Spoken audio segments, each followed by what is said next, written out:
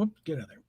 No, that really, literally last minute here because I had totally forgotten we are going to do it. I was over on Real Review with Chris, Real Review 3000, Chris, and I forgotten what I'm doing. Oh wait, because he's got who to invite next week, and I thought I'm schedule's open. Oh wait, not for next hour. I got to. So, figured again, it's kind of going back to look at the origins here of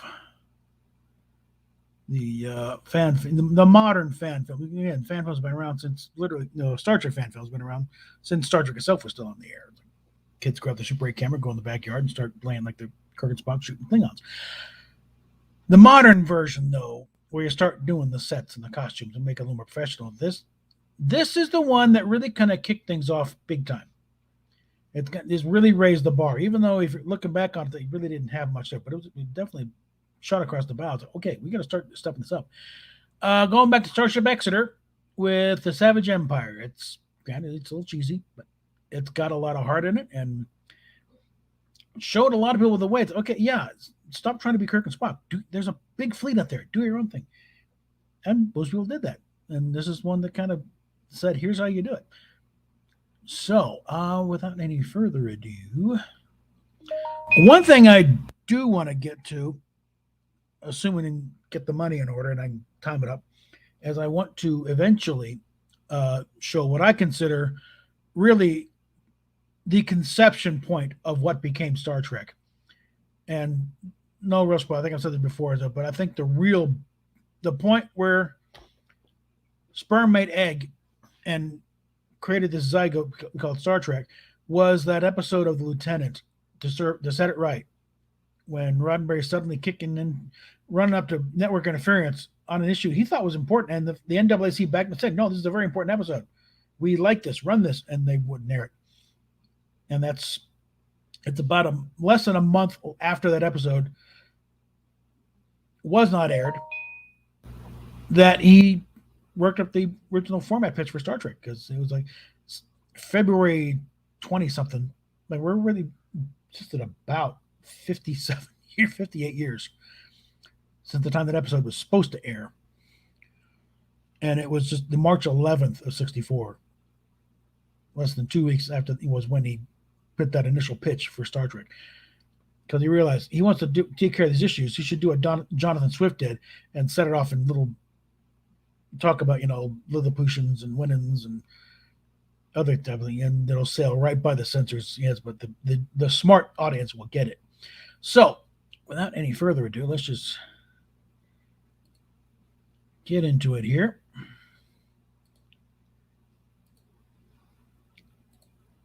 And we have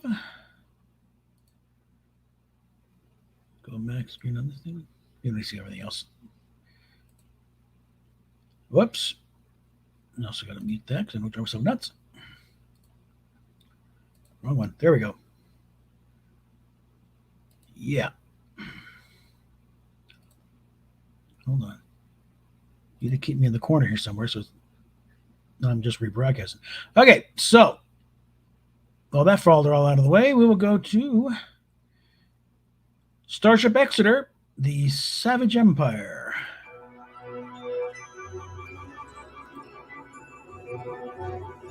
And yes, I think they did use an old 18-inch AMT model.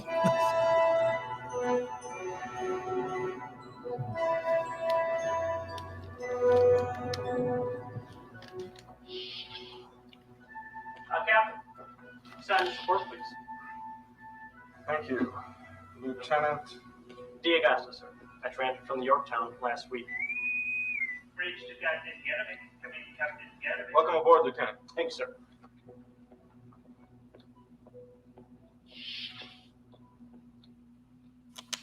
Captain here. Go ahead, Mr. Bafuzalek. Captain. I have a priority 1 message from Starfleet Command. Commodore Jennings is on line 1. Would you like to take this call in your quarters? No, Lieutenant, that won't be necessary. Go ahead and patch him in right here. Aye, sir. Commodore Jennings, this is John Garabik. How can I help you, sir?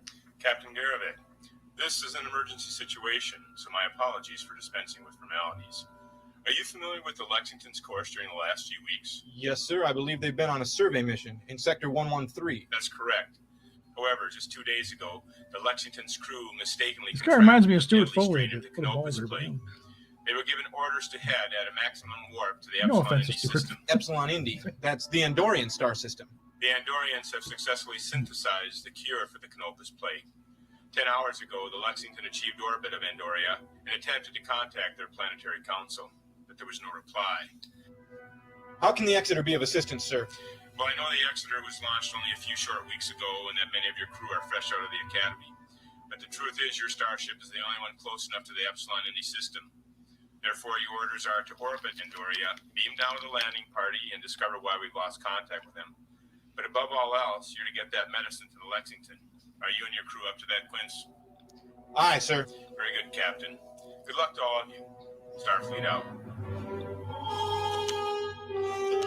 All hands, this is the captain speaking. Go to yellow alert. This is no drill. All hands, go to yellow alert. Bridge, set course for the Epsilon Indy system. Security section.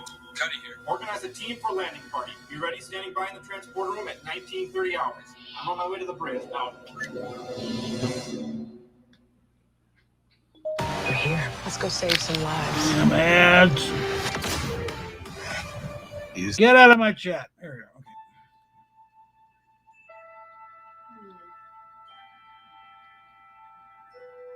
Space, the alpha of man's mysteries.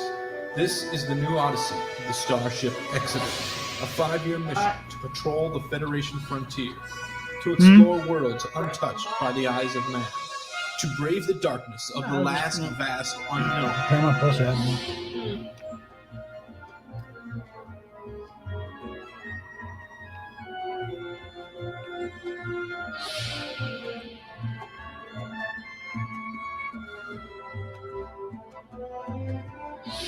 One thing I want to do when I get this stupid model and set up the green screen, experiment with a little bit of motion control.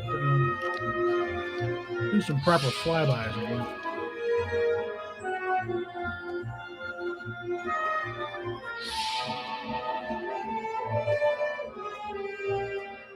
One note I would like to pass on to: don't make you don't.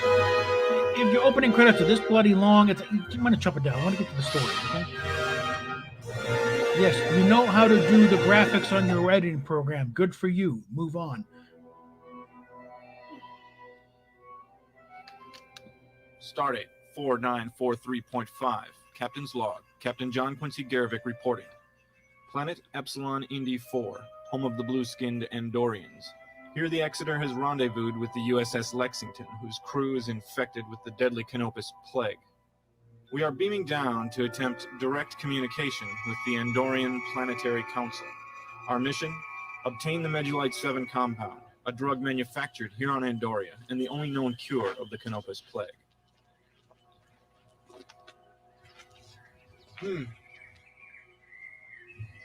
No welcoming committee. No visible structures.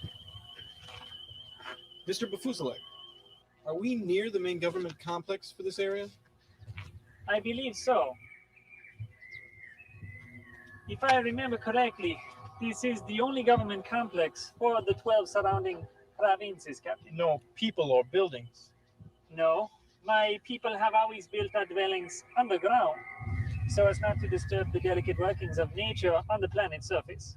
You must hold the plant and animal life on your world in very high regard. Working On the off of contrary, Captain, we do not. Nature, like all other systems, is a hierarchy, with the Andorian people the Exeter, at the top the of one scale. live Andorian As we long saw as in we allow original nature series. to continue undisturbed, we shall remain at the top of One this time chain, Spock while the and- other inferior forms of life will likewise maintain their respective, although lesser, positions. Interesting philosophy. So you consider yourself superior to all other forms of life on your world, yet live underground for fear of upsetting nature's delicate balance? Precisely. Well, this is the only planet in the sector with Medulite refinement facilities, and the crew of the Lexington is depending on us to get it. Garvik to Exeter.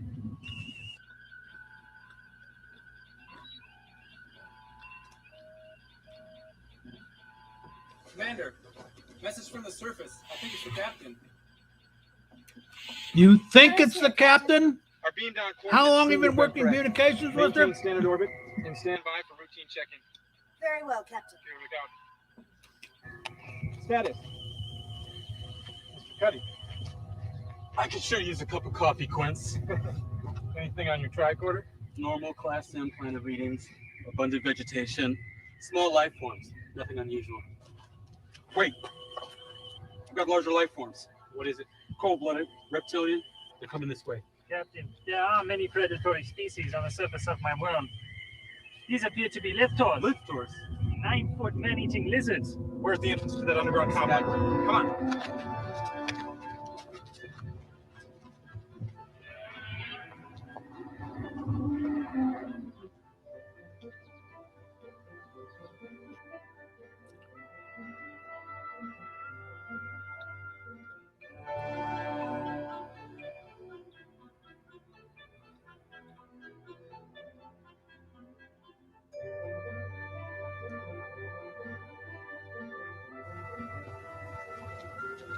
Now, this is several years before Anobos even showed up in the scene, I think. So, Captain, yeah, it's best guessed on the command uniforms at this point. there is the entrance to our number 3 government complex. The top of the anthill, so to speak? Anthill, Captain? Yes, on Earth, ants have. Never mind. Never mind, Lieutenant. Don't worry about it before it's like.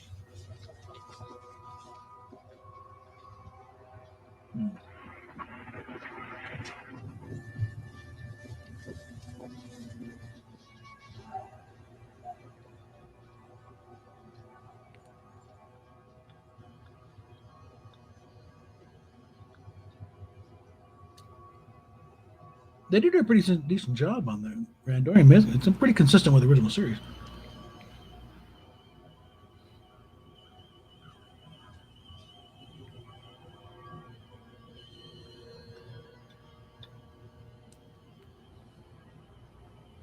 Hello.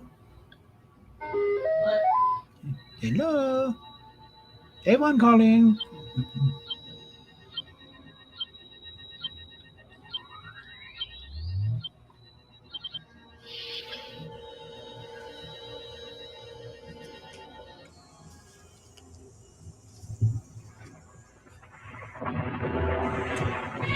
Captain! A liftor! Everyone inside! Yes, sir.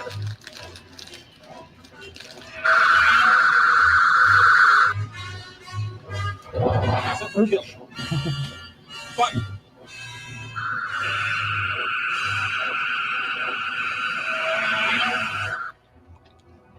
All right, With inside. apologies to Godzilla for these for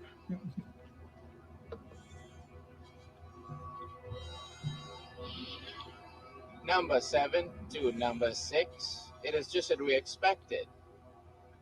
The R4 have just entered the main government complex.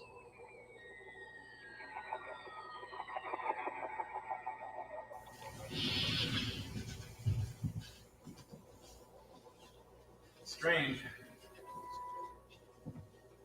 Things seem awfully quiet. Is the traffic around here normally this slow?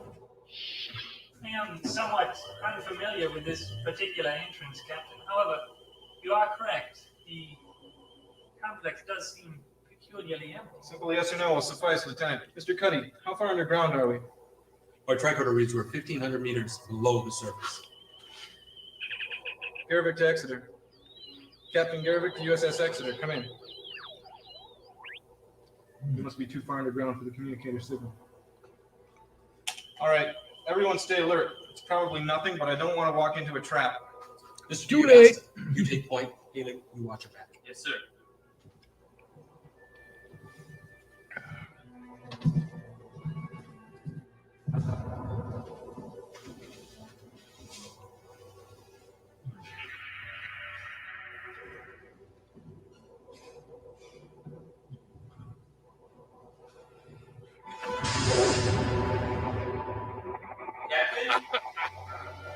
Captain!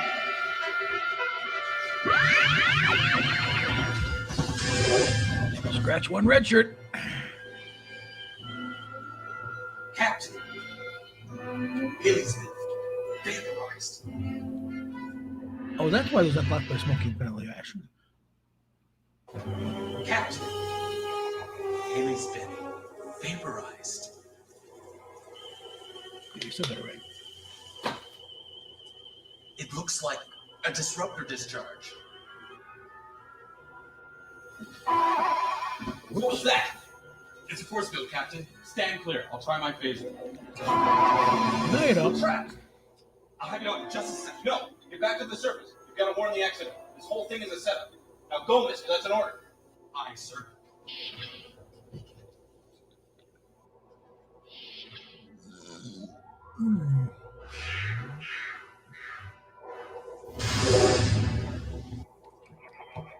Aha.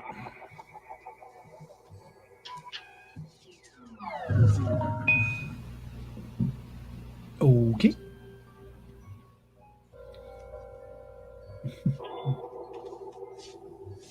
I am Governor Kinthemus. Welcome to Andorra. What? Is this how you welcome Federation representatives? We've come in peace to your city, and already one of my men is dead. You should refrain from careless assumptions, Captain. You are not in the Andorran city, but beneath it. This is the secret domain of the Trilet Brotherhood. Tri-Left Brotherhood? What is that? The Trilet are a renegade clan, a radical separatist movement. They advocate the dissolution of Andorra's ties with the Federation, and they have long been outlawed by the Andorran Planetary Council. But Fuzilek knows his government propaganda well. However, not all Andorrans are satisfied with the status quo. If the people support your position, The people have been lulled to sleep. We shall awaken. I don't understand what any of this has to do with me or my crew. Our mission I'm fully aware of your cover story. It is of no concern to us. However, unfortunately for you, you were in the wrong place at the wrong time. Captain! Oopsie. Mm-hmm.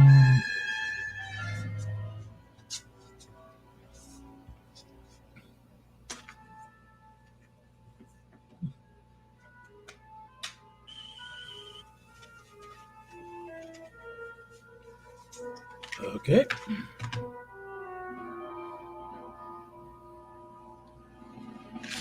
If Cuddy can hotwire this thing without burning himself up. All right, Governor. This has gone far enough. We have no desire to become entangled in your political schemes. I demand that you release us. Demands? Yes, that is the human way, is it not? I would expect no less. But you are in no position to make demands here. What is it that you want? Freedom, sir. Freedom? And you think the Klingons will give you freedom? You're mad. I and my brethren have long opposed Andorra's union with the Federation. But now, with the help of the Klingons, we will dissolve that union. You myopic Earthman. Did you really think the Klingon Empire would allow you to continue your alliance with Andorra? Are you drunk on Saurian brandy? Or is that the swagger and human arrogance I've come to detest? Governor Kinthemus, you were once a great leader of our people, the greatest statesman in our history, some have said. Please, do not tarnish your reputation with this desperate grab for power. Andorran separation is an issue to be determined in the chambers of the Planetary Council. I'll stop before the Council takes decisive action. Galactic war is coming, and the Klingons are strong.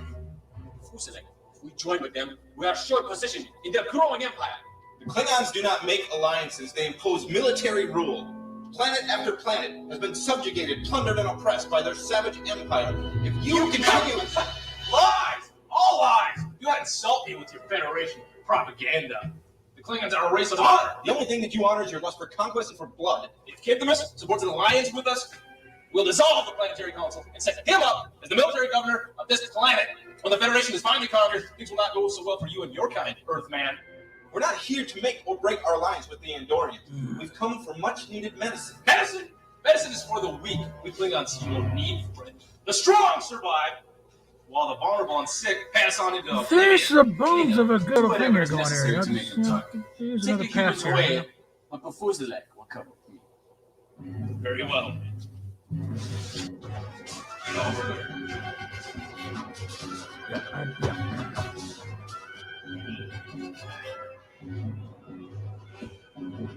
Yeah, they let the crew keep their phases a little too long.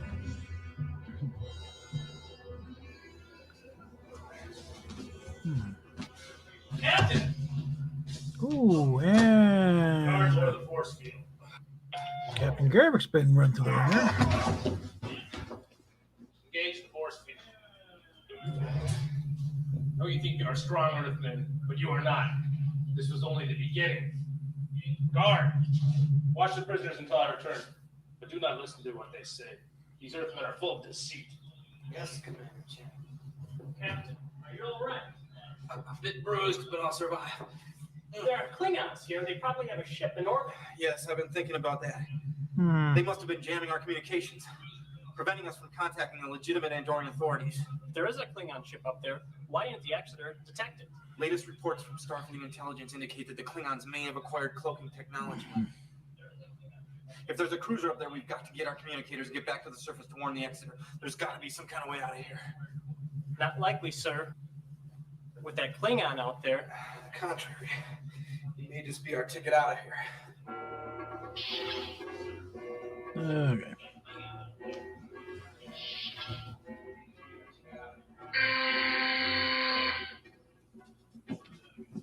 Commander Jane, have you discovered Starfleet's true intentions yet? Captain Garvik has revealed nothing. But not to worry. One way or another, I will break him. Whatever you plan to do it quickly. Do not concern yourself, Kinthemis. I've already given the order. Soon enough, the Exeter will be nothing more than space dust. But what have you done with the Andorian from Starfleet? Give him to me. I think you overstep your authority. Yeah, they also showed the Lexington in orbit and I there, will too. decide who selects fate. Do not forget, Governor, your rise to power hinges perilously on the support you have received from me. It is I who supplied the subspace manipulator which prevents the Exeter from contacting the Andorian Council.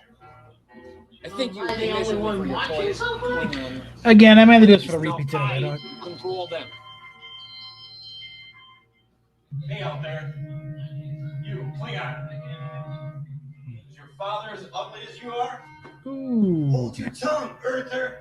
I'll use my disruptor to teach you some respect. Teach me to zip up your boots. Silence, dog. Come on, fight me tooth and fist, like a real warrior, like a real Klingon. If you are a real Klingon. Ah! Oh boy. All right. Let's see if we can contact the Exeter from here.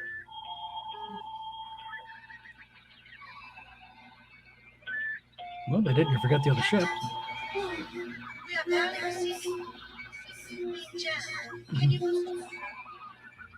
Gotta have those communicators get back to the surface.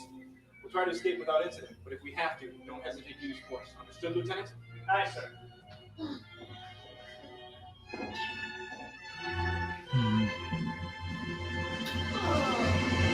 Okay. There's a security lock on this door. Stand clear.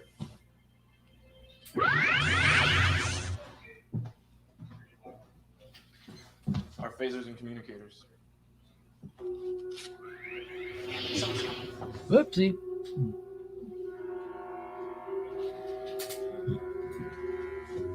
I'm glad you see things my way, Bafusile. With you on my side, I will surely have the support of the people. Even I can see to reason. Yeah. Okay.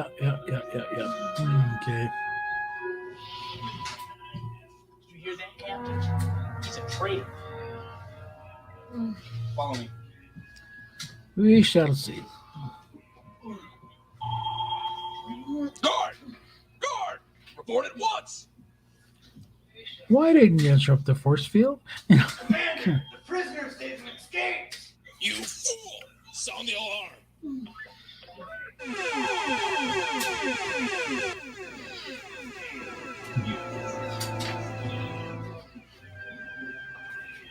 Yeah, I think I would. If we're taking another run at this, I'd say, like, no. Turn the force field on, lock him in there.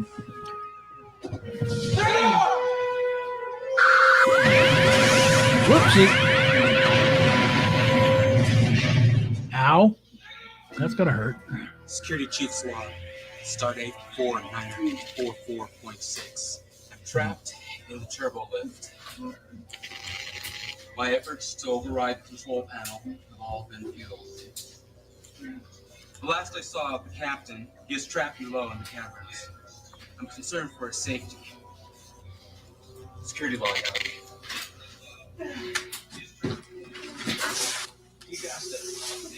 Are you all right?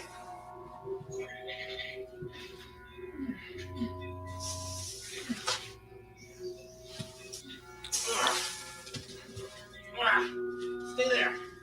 I'm gonna go get Mr. Cuddy. Yeah, good luck. He's already gone up a few levels.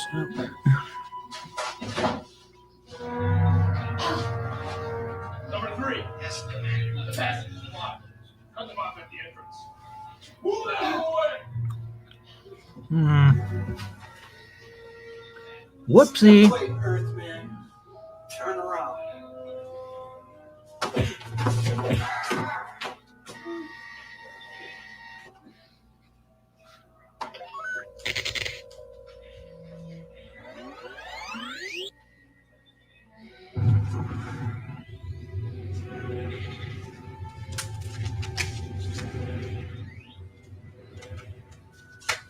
Yeah, I think we might have had the Playmates tricorder at this point, but definitely not the hardest side. So things like Playmates phasers are quick. What about the Exeter? We can't just leave him down here, Paul. Now come on, that's an order.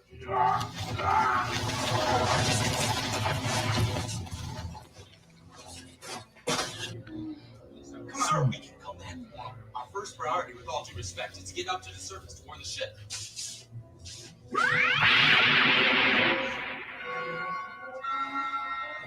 All right, come on. Keep on! After them!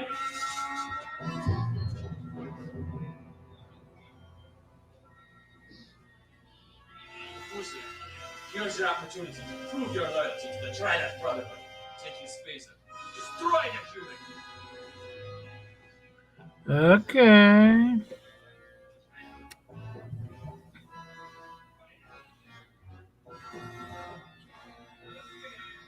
Now's your chance, Blue Boy.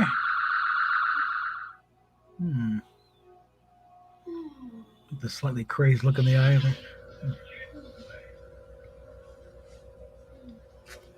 Okay.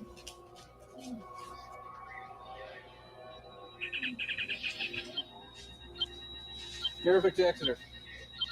Command at Cap. Take cover!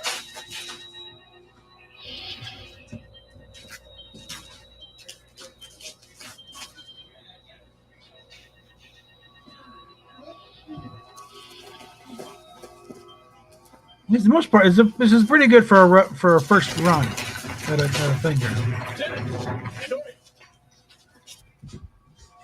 But a few things. It's like I think I tweak a few things in the rewrite and the redo. Okay. Foot. That's supposed to be a hint. That's supposed to be Chang. What? Oh, by the way, Garvik here, go ahead. Harris here, Captain. We've been trying to reach you for the last 3 hours. Are you all right? For the moment, yes.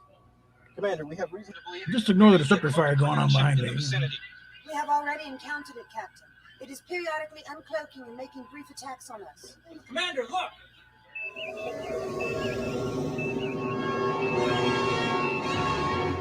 Like right now.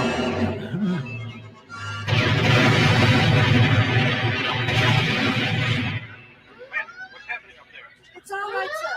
Our deflector screens are holding. What is the status of the Lexington? Over 80% of their crew are no longer able to perform normal duties because of the cannabis infection. They're running with shields up. So far, the Klingons haven't seemed interested in them. Sir, we could momentarily lower shields. There is no honor in hacking a sick ship. Could be waiting for them to beam us aboard so they can attack the Exeter with their screens down. Negative, Commander. Under no circumstances are you to lower shields while the Klingon ship is out there. Maintain position and protect the Lexington. Contact me with any further developments. I'll see what I can do about your situation from down here. Garvik out. Cuddy, you draw their fire. I'm going to circle around and see if I can sneak up on them from the other side. All right, go.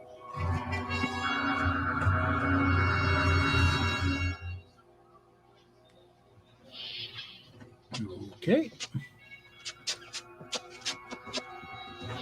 Okay then. So we got D'Agosta out.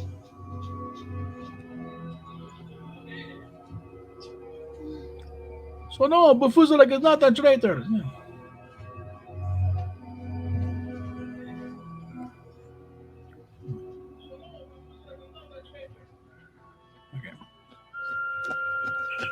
Garvik to Cuddy. Cuddy here. No Klingons this way. I'll circle around and meet you back at the entrance structure. Garvik out.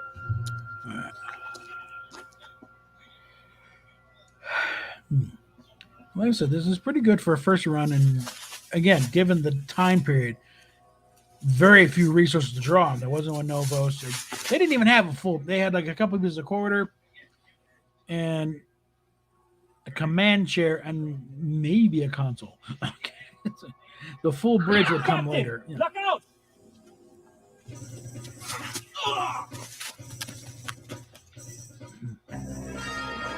The advantage of using the Playmates phasers is you can toss them around and grab they're.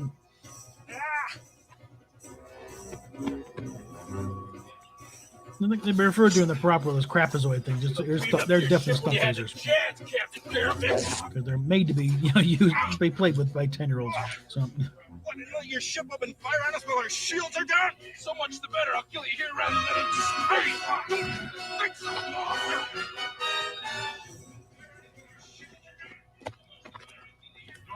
That way. We'll trap him.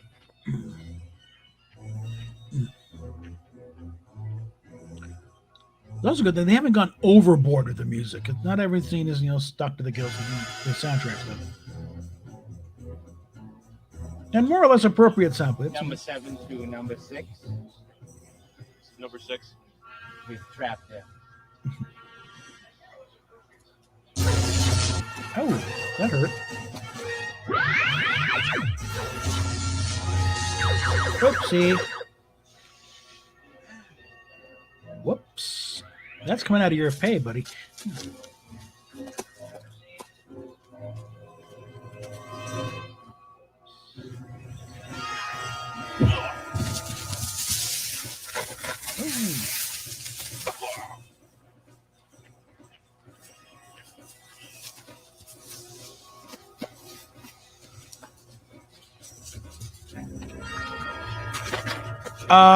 The cat unfortunately died a few years ago, but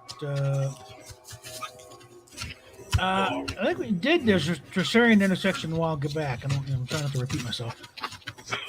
Okay, who's in the chat? Fat Bruce Lee Appleby. Okay. There's another cat. Unfortunately, the cat died in this auto accident I was in back in 2019. Stun the governor and help him escape.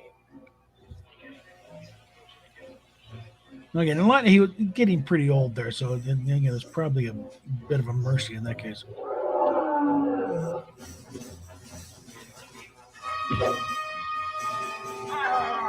Okay. Yeah, it's kind of annoying. Okay, Mr. Bafuzalek, I'd like to point out you have a phaser. Why didn't you just stun the dumbass? Okay. Going hand to hand was kind of dumb. Okay. I mean, yeah, you don't get the dramatic glow. He plunges himself over the falls, but it's like again, and you're behind him. You had your phaser out. You had the drop on him. Stun his ass. Okay.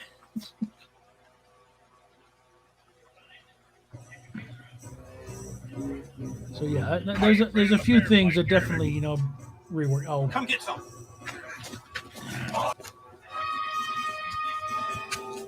Yeah, so we're gonna have Quincy's got to do the Macho Man thing because damn well if Chang had his disruptor on, he wouldn't give you the same option. Come on. Whoop! There goes the phaser. You can't win, Chang. We shall see.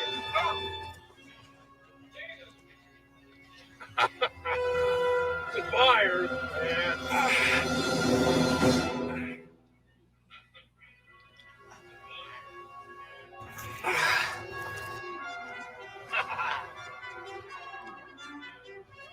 Goodbye, Earthman. Wow! And that's supposed to be how Chang loses the eye. Sit up. Sit up. Captain, are you all right? Yeah, covered. Again, this was long before Enterprise, and so nothing was really established about the Andorians at this point. Channel is open. Call your ship and tell them to back off. They're still going by the accent that the one Andorian in Journey to Babel had. Garvik's Exeter. Harris here, Captain. Report, Commander. The Klingon ship is uncloaked and is withdrawing. That's good news. Captain, Mr. D'Agasta is also injured. Commander, lock onto Mr. D'Agasta and beam him to the transport room. Have a medical team with a stretcher standing by. Aye, aye, sir. We are beaming him aboard now. Unfortunately, Cuddy wasn't also cutting the transporter beam. Any further orders? Yes, our communications problem should be subsiding. Contact the Andorian Council and inform them of our urgent need for the Medulite drug. Tell them that Lieutenant Bafuzlek Looks like they also got will be an arriving older shortly. Garvik out. prop version of the All right, Cougar. Mr. Bafuzlek, let's go get that medicine. Aye, sir.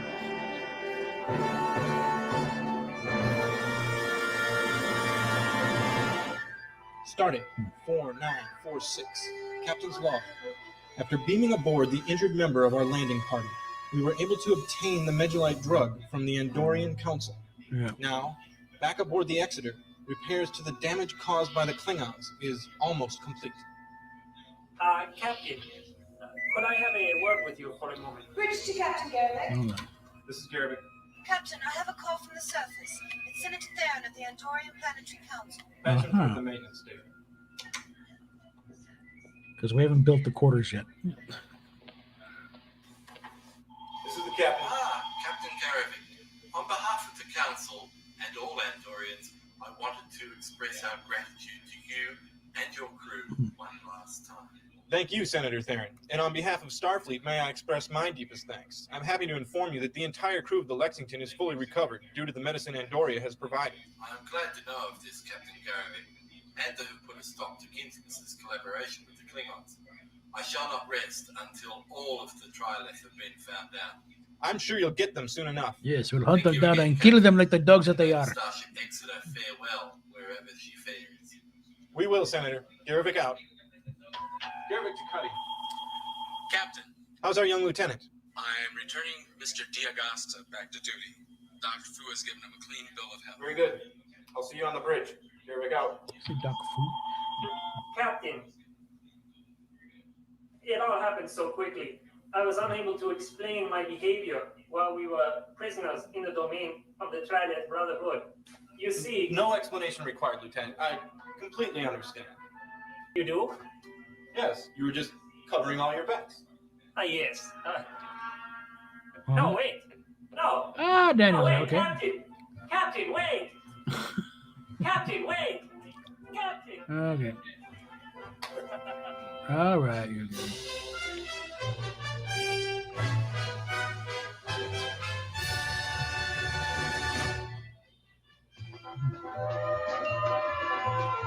Okay, and we get the usual thing.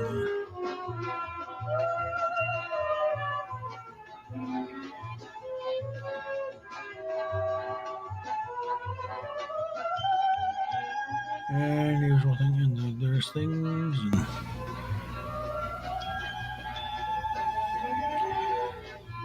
yeah, I think these, well, the sets they end up with for the next episode are now, after a brief time in Oklahoma City, start off in Austin, Texas, then Oklahoma City for a while, then Starship Ajax, and then they eventually, I think they're now in Little Rock. Okay, they didn't do a Disney thing, so let's go ahead and pull that.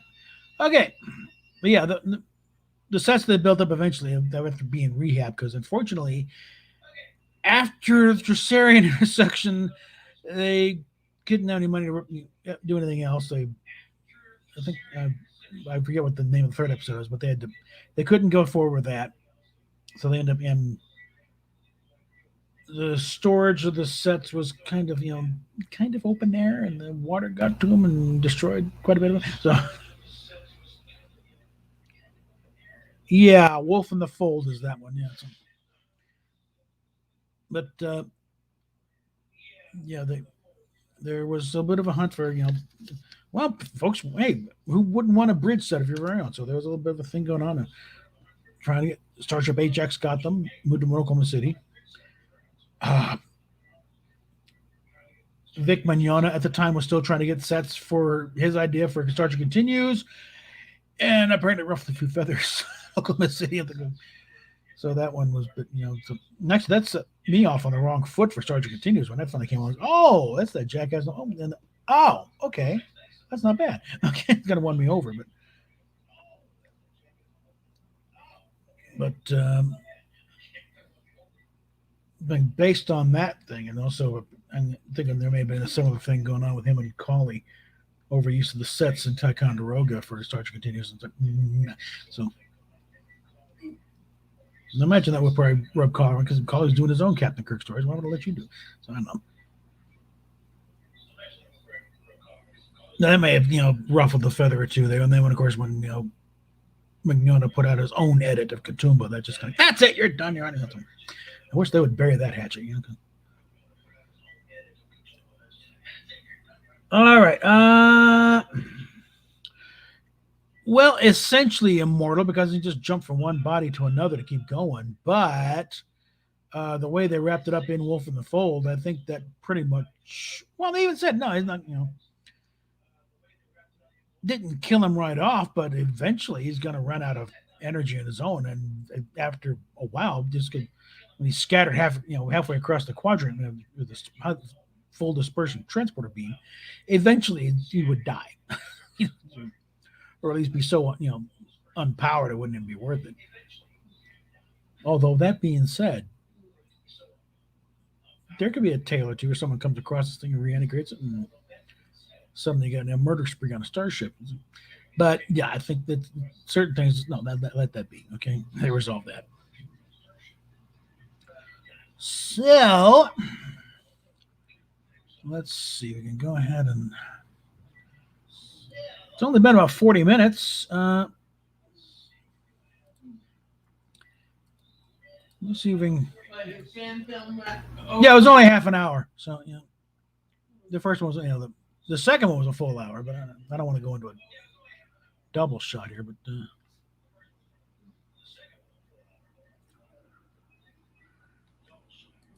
I could always just start my Fortnite stream a bit early, but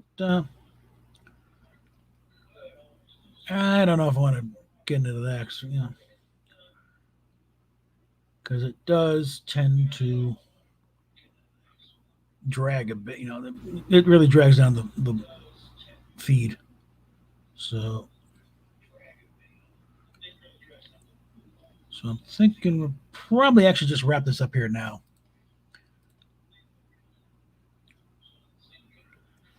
So again, I'm 5 people watching. Great, wonderful. That's a high watermark. Unfortunately, the episode's over. So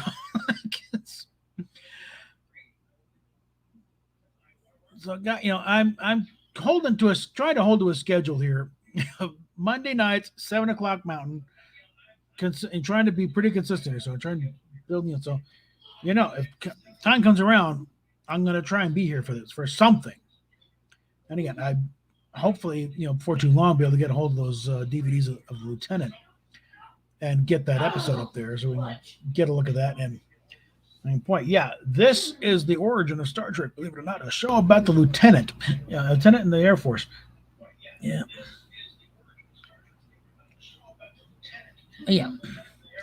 And and later on when Lieutenant Rice is being sent to Vietnam. This is 1964, mind you, when nothing much is going on yet. Most people couldn't pick out Vietnam on a map if their lives depended on it. Think about Vietnam. Is that new Mexican place down the But but the frustrations of dealing with that and other but you try to address real world issues in the form of a present day show. That's where you got the real heavy censorship in these days.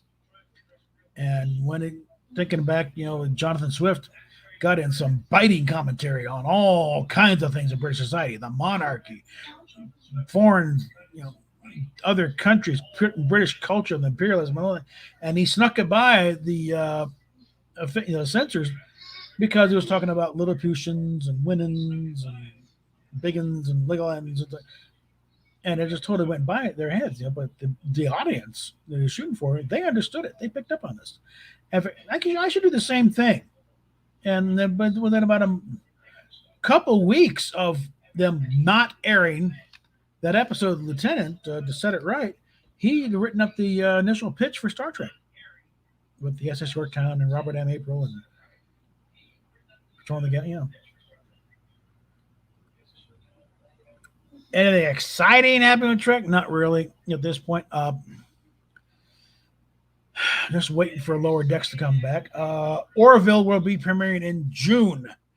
They finally got it all right, so they'll be back in June. The teaser they put out, I was like, holy crap, this is going to be kick-ass.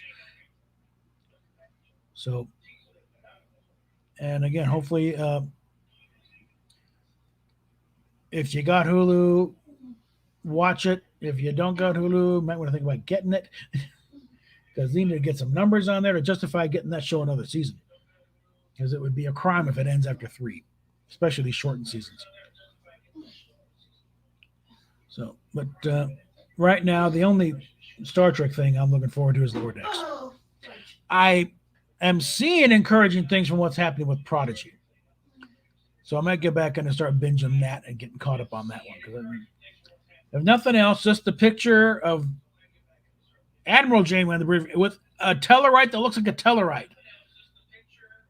Okay, they know what a Tellarite looks like, so there's got to be an explanation there somewhere of why Jankum Pog looks like a damn Talaxian, and yet they're identifying him as a Tellarite. There's got to be an explanation somewhere. So they're not totally screwed the pooch on that. I'm encouraged by that at least. So I'm going to get into that and start, we'll figure out what's going on with that, and I'll get to, they're getting some reviews back up. But Discovery, it's like, I have seen absolutely no reason to ever dip my toe back in that pond again. Because what little bits I've been hearing is, but it's like, that's still just idiotic. What the hell? I mean, staff was watching, I overheard stuff, and it's like this last scene on the bridge, and they're trying to sort things out, and you get, I think Stamets says something about something weird on the sensor. Nobody else offers up a damn thing. Burnham has to come up with, hey, this is that, and then, hey, scan for that. The rest of them there are doing incredible imitations of furniture. These are supposed to be highly trained, experienced Starfleet officers. Not a one of them has a bloody idea what they're doing. Let me go ahead and block that for a second. What did I put her on? So, in a way, I'm reminded of there was a series of memos going back in the 3rd season where Nimoy's complaining about Spock just being there, and all the good ideas coming from Kirk and Spock just going along with it. Yeah. Okay, I think we can probably get this back up here. And it ended with Nimoy saying, should I just put on a pair of braids and start grunting Ulu Kimosabi? Because that was like the rest of the crew were just there, waiting for the great and mighty Michael Burnham to tell them what to do and what to scan for and what the situation was. Why does she even have a bloody crew?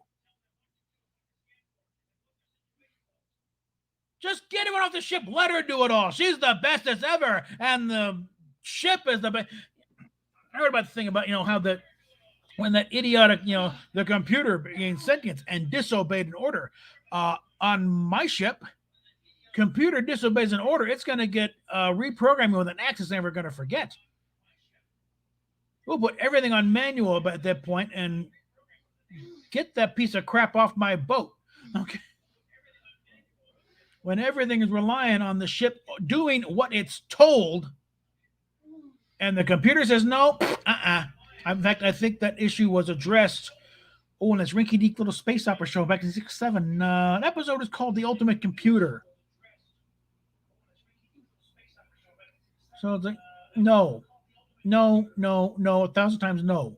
Okay? I don't care. Oh, but the life form, if the life form can be a life form somewhere else, I need a computer that's going to do what it's told here. Because, I think Doctor Who summed it up. Computers are highly sophisticated idiots. They do incredibly complex, calculations and orders at very high speeds and only what they're told. They do precisely what they're told at high speeds and nothing more. So it's the whole thing of what would it be neat if the ship's computer got sentient? and they don't think it through. They never think these things through. Like, wouldn't it be neat if Lorca had a tribble on his desk and a box and a bowl of fortune cookies? Yeah, a tribble next to a food source. You would be hip deep in tribbles before the end of the episode.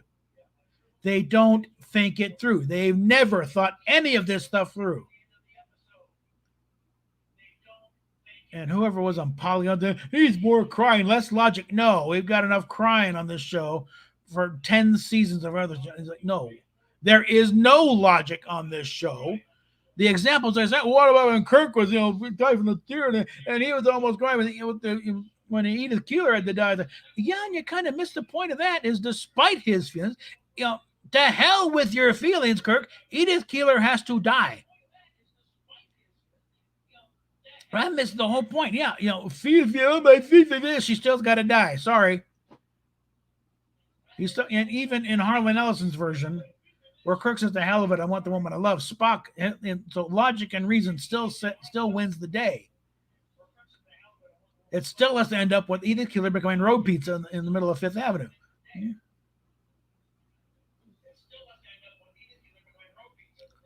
So, no, it doesn't work. Okay, and my understanding, the viewing numbers are not there. Okay, they are not drawing an audience, at least not an audience worth drawing of any number. So the only explanation why this show keeps getting renewed is they're having to amortize the cost of this idiotic exercise. Because they got to justify the cost of this thing, which means stretching it out for 5 seasons probably. You catch what I just said? Yes, the dumb cat. Because frankly, because I think to the accounting department, if they were to pull the plug right now, they'd be even bigger trouble. Because they haven't even gotten episodes to justify the enormous cost. But I think there's a point where, okay, that's it. We justified. You're out of here. And they still think with those 2 little words in the name, they can sell this to somebody. Yeah.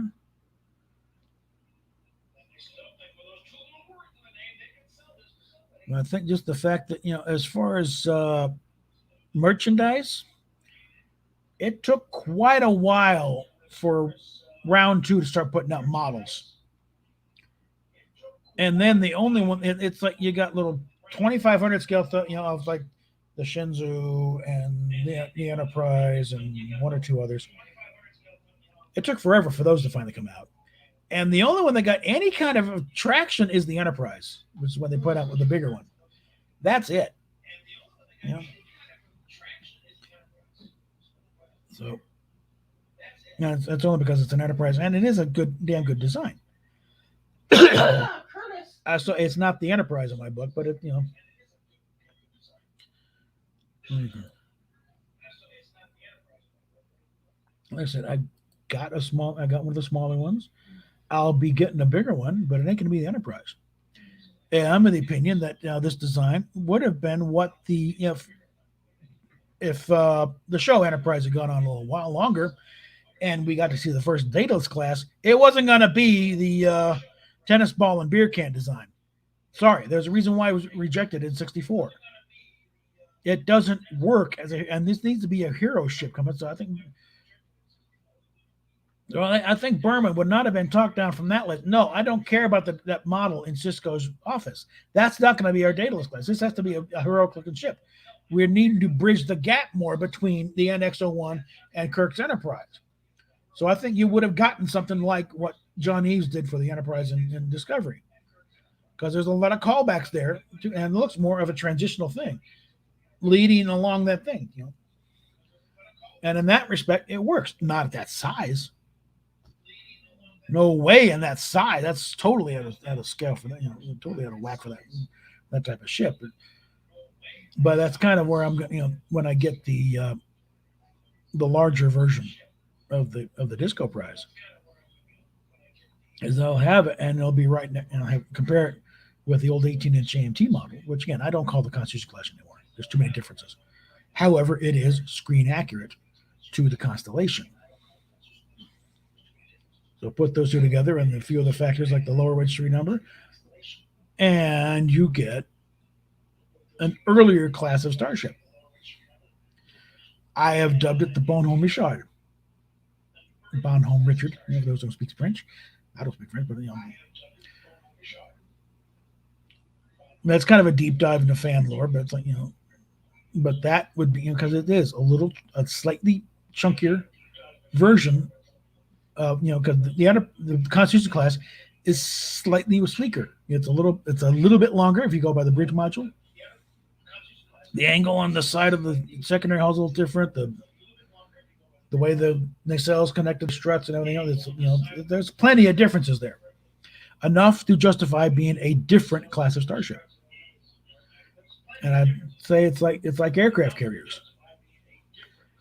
In fact, I expand a little further. In this case, Starship class is the same as saying aircraft carrier.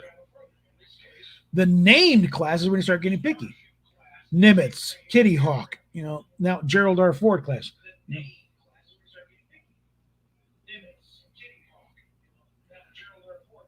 Well, remember, Bill Shatner is 90 years old. God knows what Avery Brooks is thinking. He's kind of out there. And Kate Mulgrew, it's only voice work. No one's asking her to suit up again and step onto the bridge of a Starship. Okay?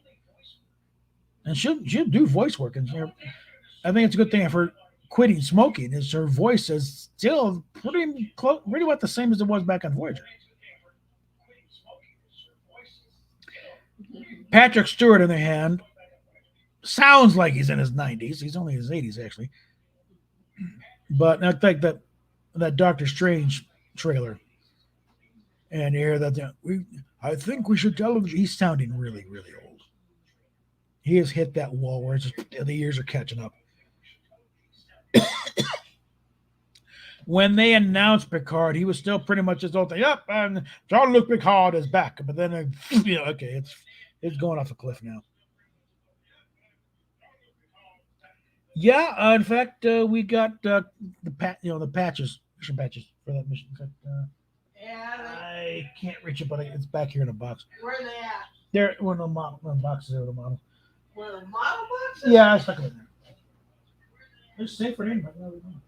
I can't reach without pulling the thing off the desk here. So, but yeah, I mean, Shatner, if you work with him a little bit and maybe tweak the thing, you can make him sound pretty close to the way he looked back in this original series. He could work on that. If you work on that tone a little bit, and he could probably get back up there. There's probably very little chance you could get Patrick Stewart to sound like he did back in the original, the next gen.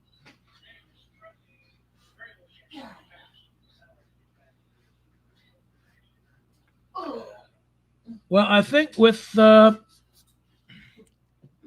Patrick Stewart, it's probably going to be his last hurrah as Professor X, because they're playing on the same thing of what gave us Spider-Man No Way Home, with Andrew Garfield and Tobey Maguire all showing up as Spidey and having all your versions there. So hold on, let me get you off camera here, dear. So, there we go.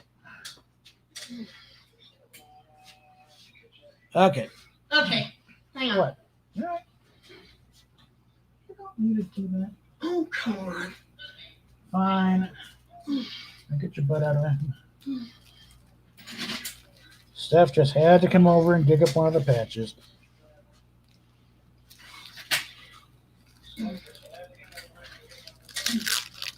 You throw it out of the plastic wrapper. Otherwise, it's been covered up by the stock number. All right. Okay. Well, again, we'll see what happens with the X-Men. I think it's a way of introducing the concept of mutants and all that. Here's the patch. There we are. No, Shatner's name at the very end there. But there's that. We got a couple of them. Like Steph got a couple of them. And okay, fine. That's good. Put these back together. There we go. I can't do anything with them for a while yet. Okay. Okay. Again, it's gonna be, it's like I said, Patrick Stewart. There's a point in everyone's life, I think, when you get to a certain age, you hit a wall, all the years catch up, and then suddenly it's like you go from, oh yeah, I can say, oh my god, it's a 30 dirt special now. I'm ready for some tapioca.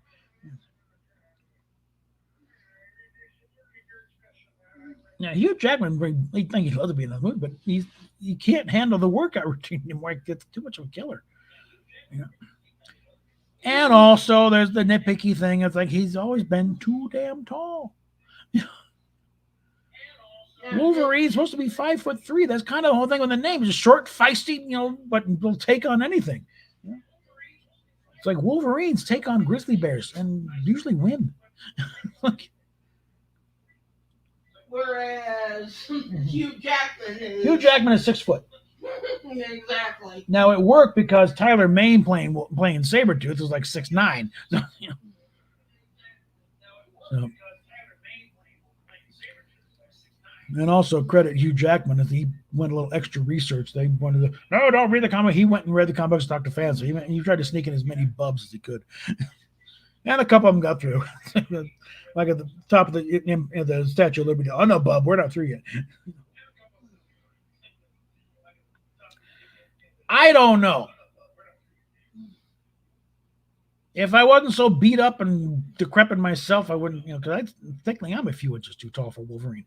But I could whip myself into shape, but now it's like, no, forget it. That time has passed. Yeah, well, you did say that you lost an inch or two in the crash. Well, an inch, but still, I couldn't even begin to train for that. Okay? No.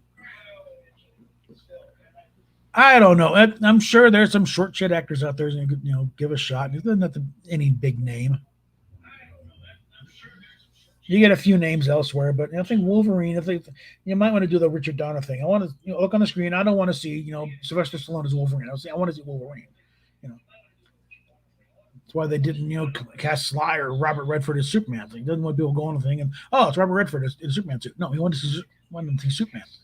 So you go for an unknown for that sort of thing.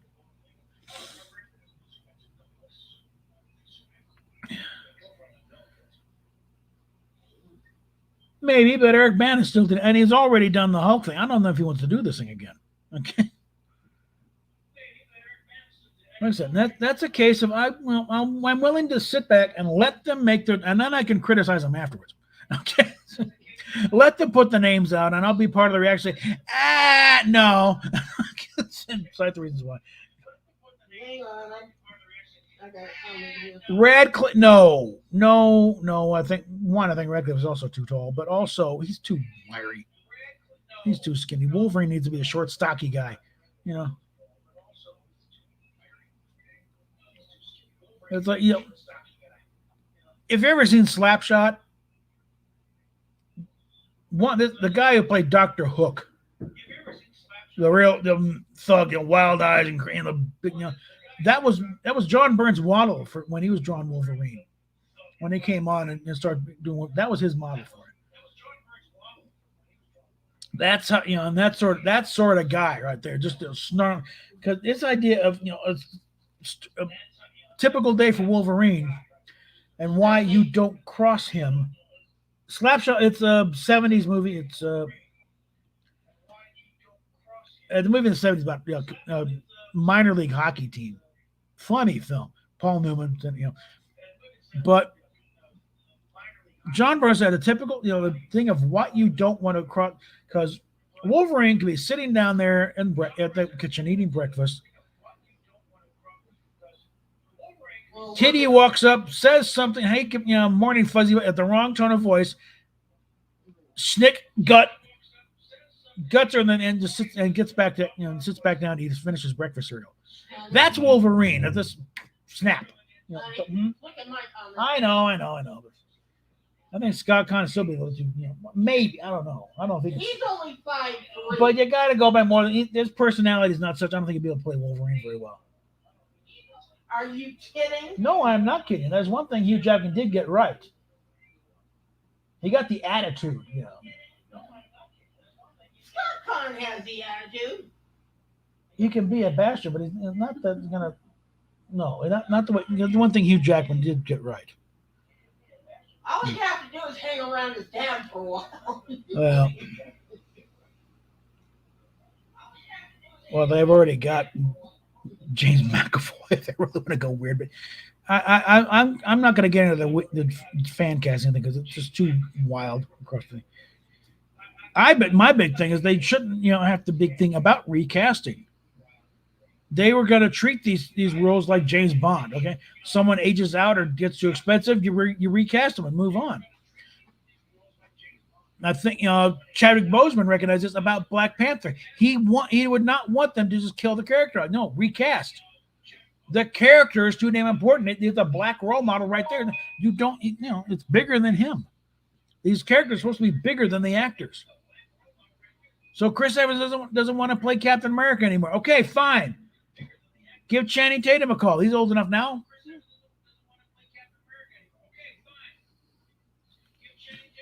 Robert Downey Jr. doesn't want to play Iron Man anymore. Okay. See if Tom Cruise is still interested. You go down the line. It's the same sort of thing as when a creative team, a new creative team comes on a comic book. You get a different artist, different writer. It's going to be a little different, yeah. But it's still Iron Man. It's still Cap. It's still the Fantastic Four. You move on.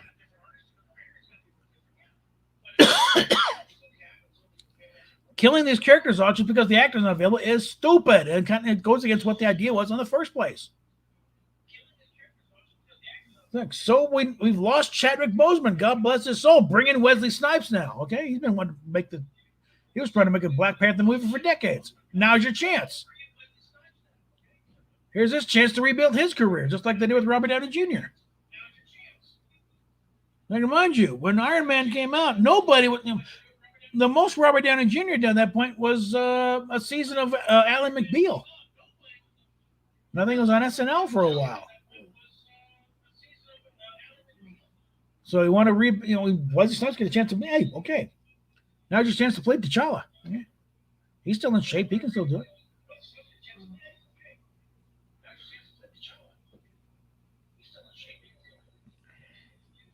I don't want to go down the race swapping thing here. Because I kind of go with Neil Gaiman's statement before he went weird about one of the reasons why people latch onto these characters is they appreciate the appearance of them, okay? They like the way they're presented in the comics. And a good way to insult that audience is to change everything about them. Because then why are you doing the character if you're going to upend everything and there's nothing there with the characters except maybe the name? What are you trying to prove? And that includes what race they are, okay? I mean, I think you can get away with that a little bit with supporting characters like Perry White. Who cares? There's nothing about the character that requires him to be white. But I think with lead characters, you better stick a little closer to the source material.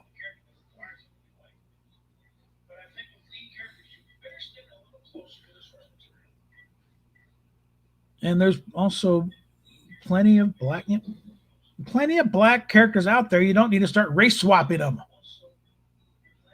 DC has been totally ignoring the Milestone one. It's a whole roster of black characters specifically created for black kids that have some black superheroes of their own.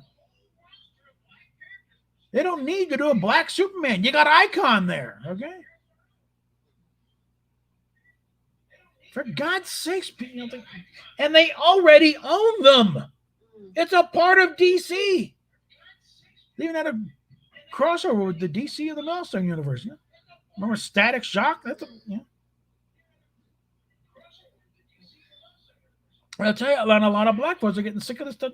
We don't want sloppy seconds. We want our own heroes. And like I said, DC, you've got them already. Waiting there to be exploited.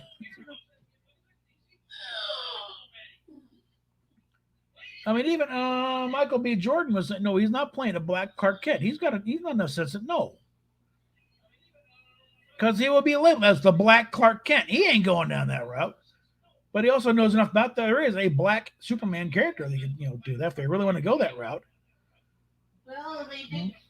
They did change Jimmy Olsen and Supergirl. Again, supporting characters in the modern day setting where there's nothing about the character that he has to be white or black or whatever. Although in the case of Jimmy Olsen, it's another case of the war against gingers. Another redhead character goes bye-bye.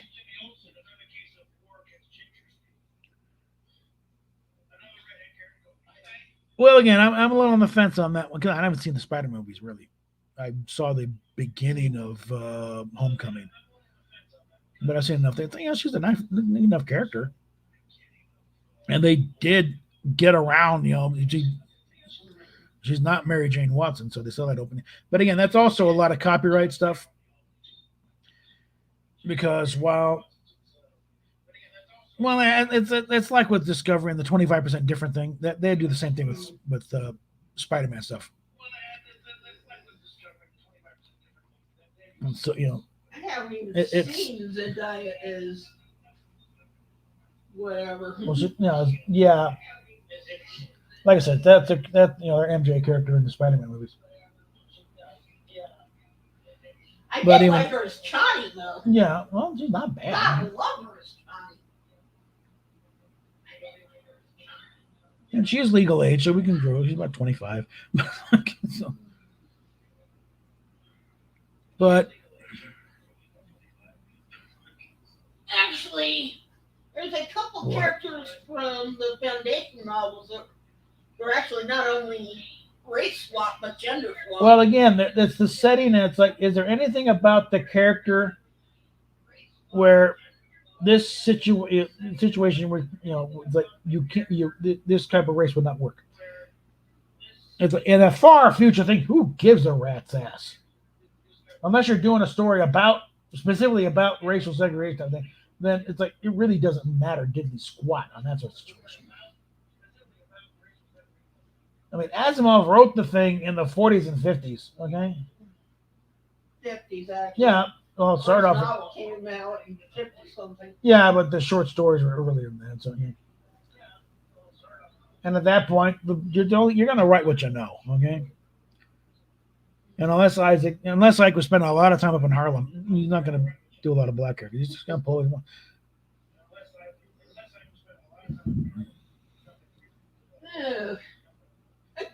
Well, butterfly effect there. You change one thing and the whole thing falls apart. But it's like go on the other end, Wild Wild West. Yeah, there's a story to be told about a black Secret Service agent in the 1870s. That story is not Jim West. And actually, you'd be straining things to even do that because the Secret Service in the 1870s was not the Secret Service we know. It was. They really weren't. They weren't into this sort of thing. It was an attempt to cash in on both. Westerns were still hot, and James Bond was coming on big. So like, hey, let's do the two. Instead of James Bond, James West. Artie Gordon will be his Q. Yeah.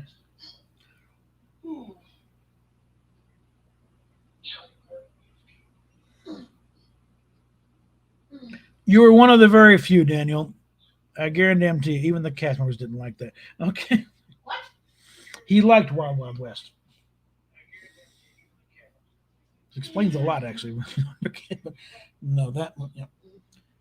Robert Conrad was definitely amused. If Michael Dunn were still alive, he would have been outraged at what they did to the character of Loveless. It was just like, what? I mean, when that movie was like, I started to come home, I made a point of going out and tracking down the VHSs of the first few episodes of the original series. And that's another where when he became James T. Kirk on Star Trek, I think it has very much to do with when Gene Coon came on. Oh, God. But the first time we were introduced to he hadn't come on screen yet, but they're talking about James T. West, a famous trader. That was his cover. How he got into Washington. And Gene Coon was on Wild Wild West. as a writing set for one. So I think that may get carried over.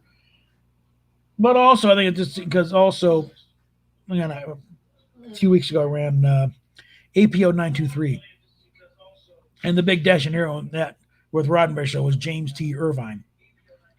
So, so the seeds were already there. When you're making a big announcement, T makes a real good definitive, statement as a middle initial when you're introducing a T. Whereas cartoons have a different thing. They have a middle initial J. For some reason, J is funny. Bullwinkle J. Moose, Rocket J. Squirrel, Bartholomew J. Simpson. That's really, it's kind of a trope now with it. Which Comic-Con? Shatner, he got a pretty much rule. He says yes to any convention going along nowadays. He really get connected with the fan base. And also, I think he's still got this condition where his brain produces like 5 times the normal level of dopamine. So his energy does not drop. He's the Energizer Bunny. And that's probably also, why he hasn't hit that. He will not hit that wall probably until he's 100. He may outlive the rest of us. And I'm sure somebody's preparing a paper on him right now. Honey. The case of William Shatner. My favorite race / gender swap though was Boomer in Battlestar Galactica. Well, yeah, but again, yeah, she was a supporting character. well, also that a total reboot. Yeah. When you're doing a complete stem to stern reboot, all bets are off. Yeah, I mean, now the Rummer's got a sense to know that you keep what you big beefy black guy to skinny little Korean chick, like you said before. Well, she does the same thing with the wife. Oh, going from big beefy Samoa to a cute little Hawaiian chick. Yeah.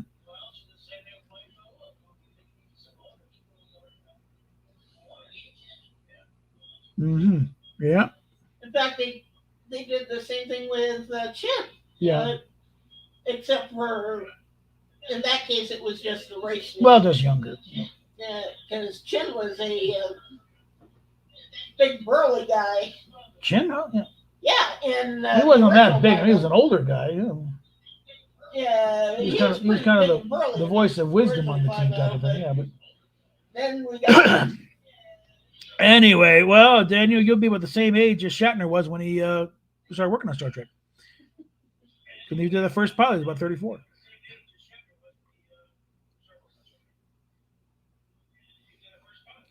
So, okay, we've been an hour 18. Got to get Rand in there. I think we're going to leave it there. So, let me go ahead. Throw this in here.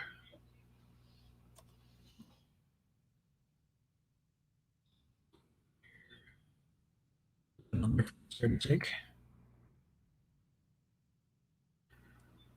Actually, honey. All right.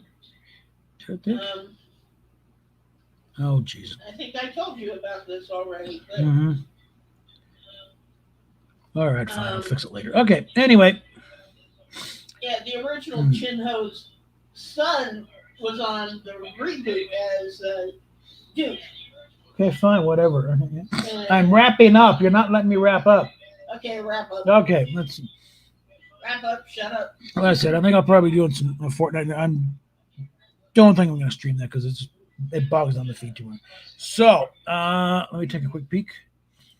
Who is online? If anybody. Toxic Femininity's on right now. They're talking about the Lord of the Rings idiocy. It is kind of good to see that one crashing and burning with such ferocity. What, Toxic Spam? No, the Lord of the Rings, Rings of Power. It's like, actually, because it's like no. Like I said, my level of fandom is the same as Jeremy over on Geeks and Gamers. I like it a little, and I'm a little more into it than the average person. But I've only read The Hobbit all the way through.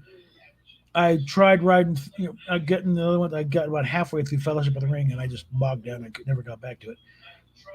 I certainly have never even cracked.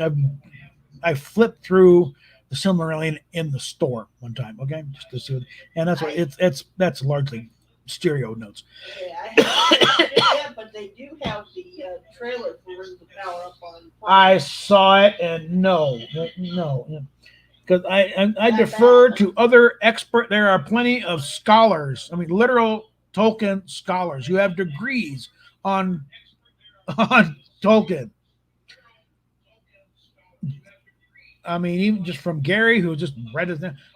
There's another guy, it's European Lords Channel, but he's got degrees on, and he's read everything that Tolkien ever put to paper and have been released, the books, and not just not just the Hobbit, and Lord of the Rings, the Silmarillion, unfinished tales, letters, paper. The man has studied Tolkien, and if he says that, no, forget it. Didn't happen. Because the whole thing of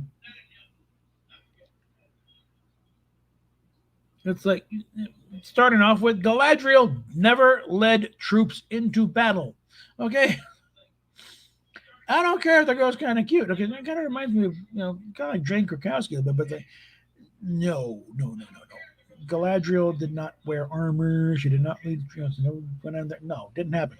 And the guys admit it. They're taking events that cover thousands of years and smushing them all together into one thing. And something. Okay.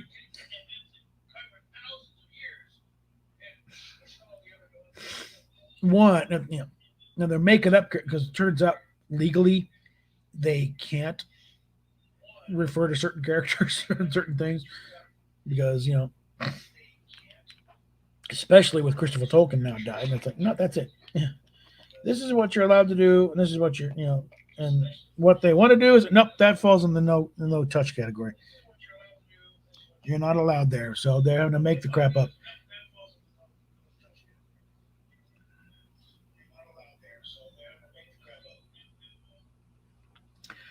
Okay, Doomcock just did a thing about supposedly doing, the idea is floating around about a Jedi Academy show.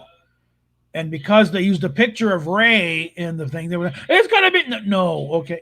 Because the same article also, in the very short piece, said you could fill a stadium with a number of ideas that Lucasfilm looks into that never see the light of day. So, no.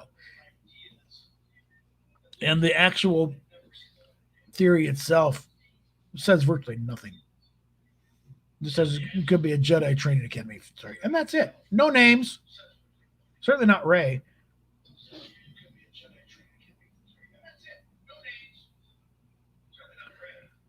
And also point out the timing of this thing is really suspect.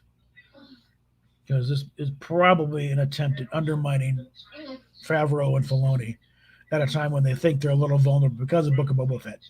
Even though they really had not much to do with the direction of that show. That was bogged down, because that was started under Kathy and bogged down by a lot of her stupidity in it.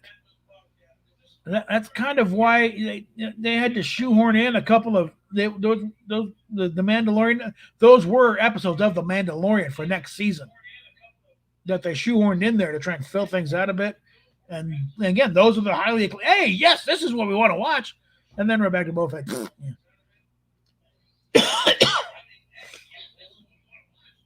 So, no, that's it. So again, the way to look at this with these things take, even the TV shows take years from start to finish. Start of pre-production to hits the screen. There's usually a couple years there.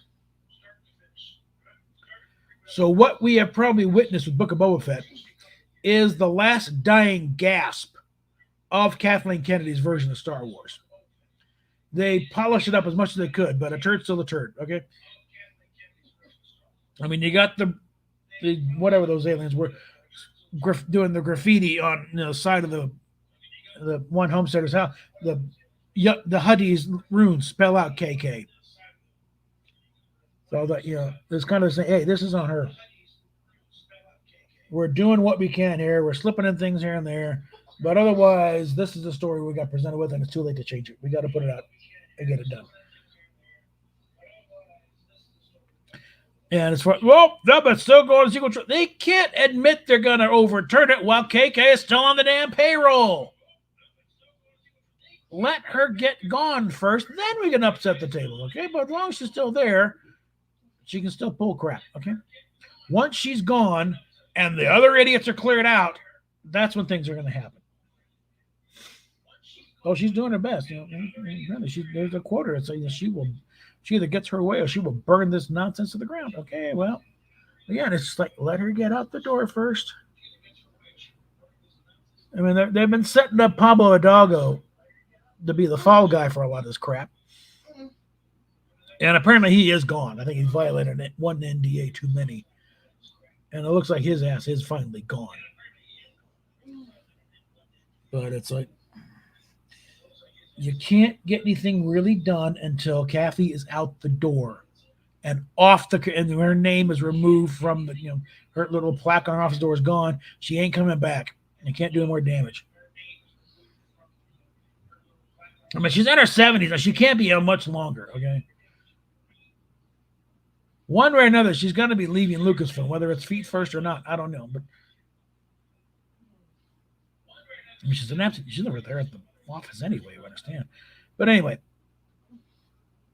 a lot of people are expecting things to turn on a dime. It's like, this is making, trying to turn, I know, but trying to turn this around is like trying to run the Titanic through a slalom course.